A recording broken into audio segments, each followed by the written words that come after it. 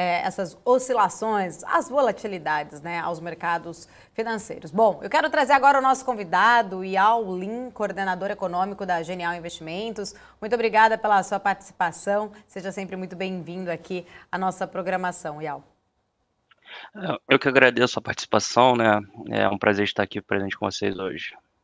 Muito obrigada, bom dia. Bom, queria começar falando contigo, né? Especificamente, a gente até trouxe esse ponto sobre a questão do IPCA 15, né? O Índice Nacional de Preços ao Consumidor Amplo.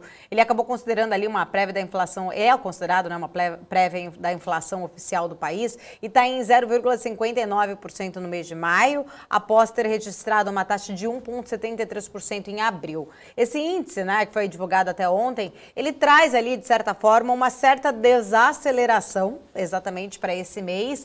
Daria aí já para a gente começar a falar, de repente, talvez, se a nossa economia já dá alguns sinais aí de fôlego, de tentar se recuperar, ou existe alguma outra explicação pontual nesse resultado para a gente entender um pouco melhor? Qual seria aí esse motivo da desaceleração? Seria também a questão da bandeira vermelha ter sido retirada das contas de energia, ou existem outros pontos que você destacaria aí para a gente?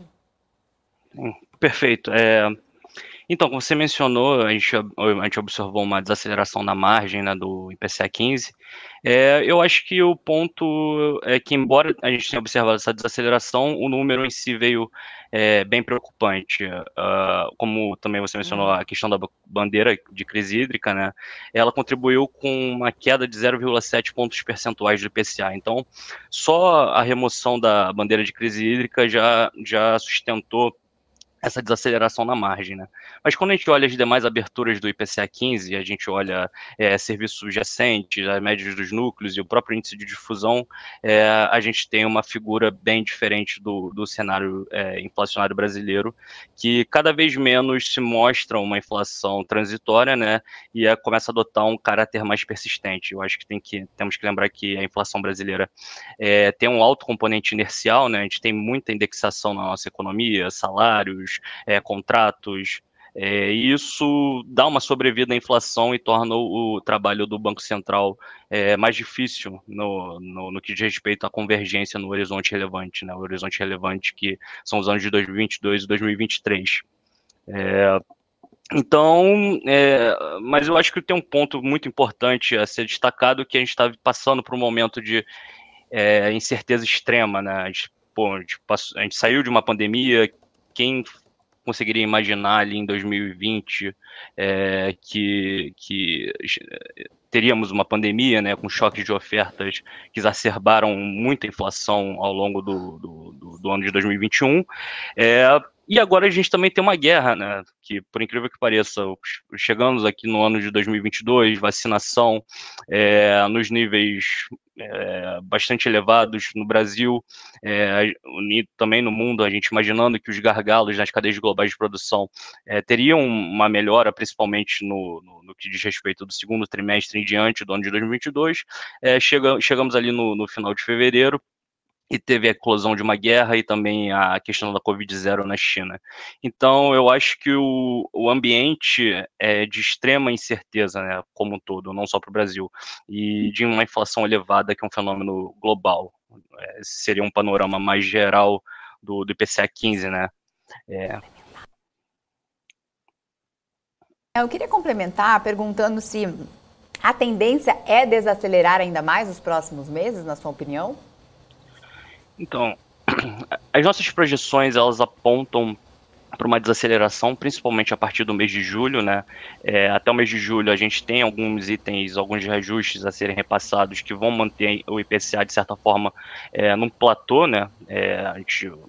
Nossas projeções indicam que o pico, de fato, já foi alcançado, mas a gente vai permanecer nesse patamar bastante elevado, pelo menos até julho, e a partir daí a trajetória da inflação começa a recuar, né? A gente está com uma projeção de um IPCA fechando um ano em 9,4%, claro, essa projeção ainda desconsidera os potenciais efeitos da aprovação da PLP 1822, né, que limita o ICMS, e a gente, por conta da política monetária que está em 12,75 e nas nossas projeções deve alcançar 13,5% no final desse ano. A gente acredita que isso será suficiente para fazer a taxa de inflação recuar até 4,3% no final do ano que vem.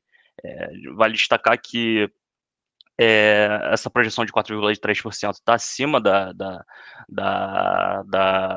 centro da meta, né? E cada vez mais, diante dessas surpresas, né? Mês a mês o IPCA vem surpreendendo com uma leitura muito ruim, tanto de núcleo, de fusão e serviços subjacentes e produtos industriais. Isso acaba, mês a mês, botando um viés mais altista para a inflação, principalmente do ano que vem, né? Que esses são os componentes que têm uma maior inércia inflacionária e o Banco Central, consequentemente, tem uma maior dificuldade em fazer esses componentes arrefecerem, né? Oi, Al, deixa eu te fazer uma outra pergunta, né? A gente tem informação agora que acaba de ser divulgado que o Ministério do Trabalho ele adiou a divulgação do CAGED agora do mês de abril, né? Estava marcada para acontecer hoje, deve ser só divulgada na segunda-feira, aí, dia 30, e esses números acabam sendo referentes ao mês anterior, que era o mês de abril. A gente viu, né, segundo, na última divulgação, os dados de criação de empregos tinha ficado no patamar positivo ali, os dados ficaram em 136 mil empregos com carteira assinada no mês de março. O que você acha que pode ter acontecido especificamente para o governo adiar a divulgação desses dados? Existe, na sua visão aí, alguma previsão, né, como que vocês estão vendo aí? Será que existe alguma previsão para essa divulgação acontecer realmente na semana que vem? Seria melhor ou não? Tem algum outro motivo especificamente? E o quanto, né, a gente pode esperar realmente desses números? Como que vocês estão lidando, né, em relação a esses números de geração de emprego? Então, em relação ao atraso da divulgação, eu não creio que tenha um motivo específico em si, né? Tenho umas especulações no mercado que seja por conta do aguardo do ministro Paulo Guedes retornar, né? Mas, de modo geral, não creio que haja um motivo específico em si, né? Então, em relação ao CAGED, a gente tem uma projeção para esse CAGED ser divulgado na segunda-feira, eu acredito que deve ser divulgado, não existe um motivo específico, de 140 mil vagas, né, da criação de 140 mil vagas de emprego formal, e simplesmente isso vem da nossa tese de que o setor de serviços vai continuar se recuperando ao longo dos próximos meses, né. A criação de emprego formal, o CAGED, ele tem apresentado uma certa desaceleração nos últimos meses, né? Isso vem bastante em linha com o que a gente tem observado para os setores da indústria e do comércio, que se encontram num ambiente bastante desfavorável economicamente, né? A gente está com um ambiente de aperto monetário significativo, uma inflação muito elevada, que acaba corroendo o poder de compra das famílias e afeta o desempenho desses segmentos, mas que também vale destacar que já estão no patamar já de superior ao observado no pré-pandemia, né? Mas, por outro lado, a gente tem o setor de serviços, né? O setor de serviços, ele tem uns componentes que são bastante importantes, né, e principalmente geram bastante empregos que ainda se encontram abaixo do nível observado antes do início da pandemia, né, que é os serviços prestados às famílias, né. Vale destacar que foi o segmento mais afetado pela pandemia, chegando a ficar 60% abaixo do nível observado antes da pandemia. E eles têm um caráter extremamente presencial, né. Serviços prestados às famílias, por exemplo, tem bares, restaurantes, acomodação. Então, é natural que haja uma recuperação, né. A nossa tese aqui do nosso cenário é que em 2022 a gente observe essa recuperação dos serviços prestados às famílias, e é um segmento que é muito empregador, né. Então, essa nossa visão mais positiva do mercado de trabalho para o ano de 2022 vai muito em linha da recuperação desses 12% dos serviços prestados a famílias, e a gente também tem uma projeção, de certa forma, mais otimista para a taxa de desemprego no final desse ano, né, que é de 10,1%, ou seja, uma queda de 1 ponto percentual em relação ao número que a gente observou no início do ano para o final do ano. Bom, pegando o gancho na questão que a gente estava falando aí, né, em relação a a questão especificamente, né, do que pode acabar impactando, ter impactado, né, exatamente a questão para um número menor do nosso IPCA 15, a gente até citou a questão da eletricidade, que você falou, né, em relação a essa conta aí de luz. Eu queria também abordar aqui com você a questão aí muito importante e polêmica que a gente tem tratado hoje, que foi a aprovação do texto, né, que chega aí lá na Câmara, aprovação do teto do ICMS de 17%, que deve, de certa forma, acabar realmente alterando o valor dos combustíveis e energia aqui no Brasil. Queria entender um pouquinho da sua análise em relação especificamente desse projeto, né? Ainda tem um caminho, na verdade, para isso se tornar aí uma lei. A gente vai ver que vai passar ainda pelo Senado, tem alguns meses, mas, porém, ele foi aprovado e limita esse teto em 17%. Queria entender um pouquinho da sua visão em relação a isso, se realmente vigorar, entrar, qual que deve ser aí o resultado, você acredita que ele deve vir já momentâneo, os preços podem baixar mesmo dos combustíveis? Como que você avalia isso? Sim, então, como você falou, foi aprovado hoje, ontem, né, na verdade, na Câmara. Eu acredito que vai ser aprovado no Senado, né, está no ano eleitoral, e com uma inflação elevada, isso gera uma certa insatisfação, né, da população.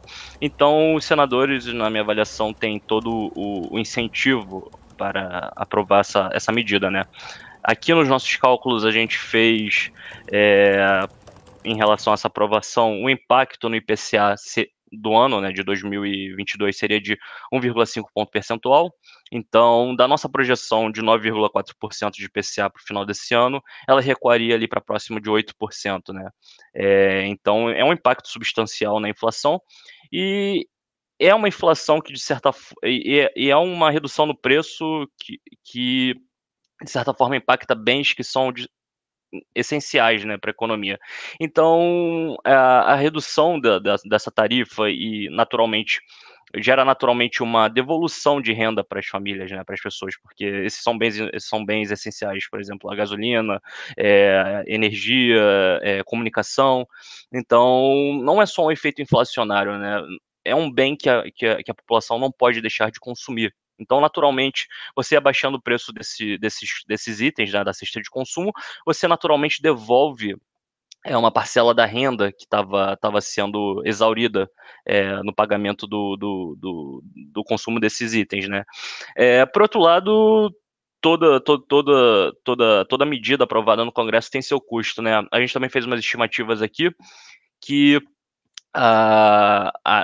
deve ter uma queda na arrecadação de em torno de 60 a 70 bilhões de reais, né, com essa medida do ICMS. Eu acho que um ponto muito importante é lembrar que o ICMS faz parte é um componente muito importante da arrecadação dos estados, né? A gente teve visto um resultado primário consolidado muito bom nos últimos meses, né?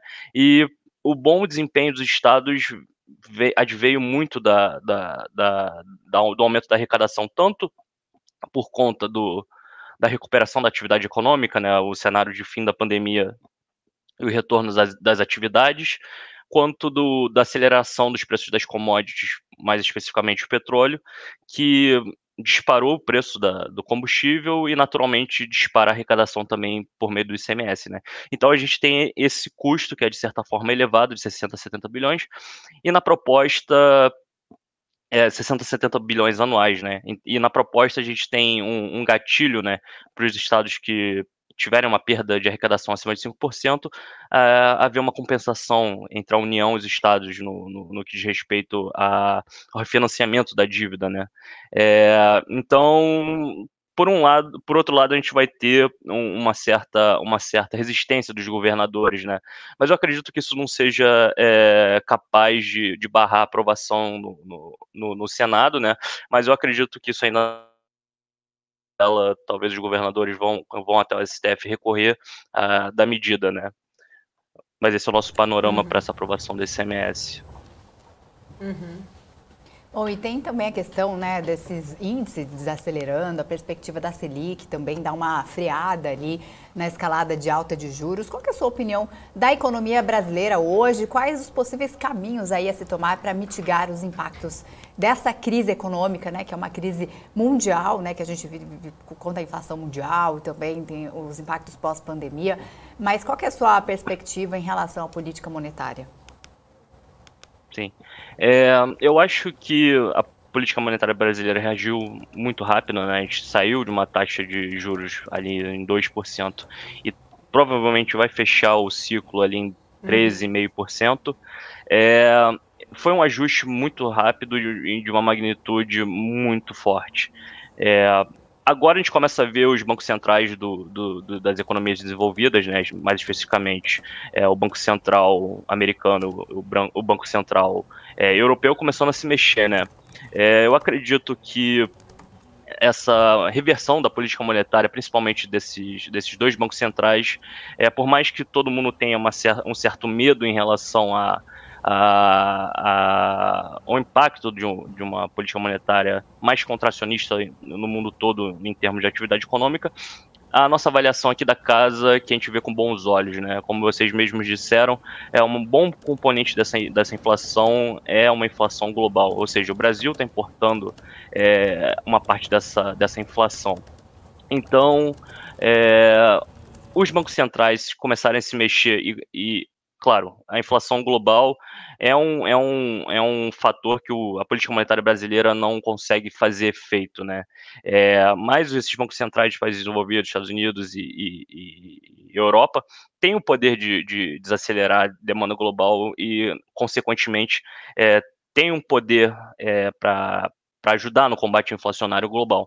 Então, uma analogia que eu escutei uma vez do diretor do Banco Central é que agora a gente está vendo aqueles amigos fortes entrarem nessa briga, né? Antes era o Brasil sozinho nesse ciclo de aperto monetário, mas agora eles chegaram um reforço, né? Esses amigos fortes entraram na briga e tendem a ajudar, né? Beneficiar o Brasil nesse processo de combate inflacionário.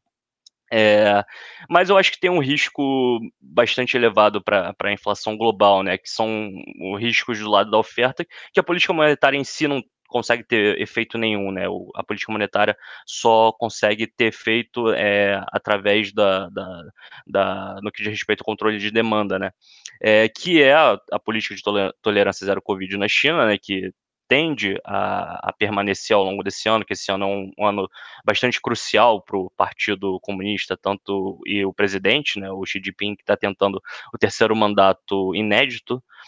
Isso tende a intensificar muito os gargalos nas cadeias globais de produção, né? Ali no mês passado a gente viu aquelas leituras dos congestionamentos de navios cargueiros nos portos. Isso vai ser um fator de risco que vai perseverar, né, ao longo do ano, enquanto o governo chinês não reverter essa abordagem, né. E também tem a própria questão da guerra na Ucrânia, né. Recentemente a gente teve a discussão em torno do pacote de auxílio humanitário e militar, né, que girava em torno de 30 a 40 bilhões de dólares, e essa predisposição dos países ocidentais em continuar dando suporte à Ucrânia, né, resistir à guerra, tende a dar uma sobrevida a esse conflito, né, que naturalmente pressiona bastante também os mercados globais de commodities e as cadeias globais de produção. A Ucrânia e a Rússia são grandes produtores de commodities agrícolas e energéticas, né? E também vale destacar que a Ucrânia é uma grande produtora de gás neônio e de paládio, né, que são componentes extremamente importantes para a produção de semicondutores e chips. E isso aí tende a agravar os problemas nas cadeias globais de produção. Bom, e a gente gostaria muito de agradecer aqui a sua participação. Ian Lin, coordenador econômico da Genial Investimentos. Obrigada aí pelo seu tempo, pelos seus esclarecimentos. Estamos sempre de portas abertas aqui para você. Eu que agradeço. Muito obrigado pelo espaço aqui. Espero ver vocês mais uma vez.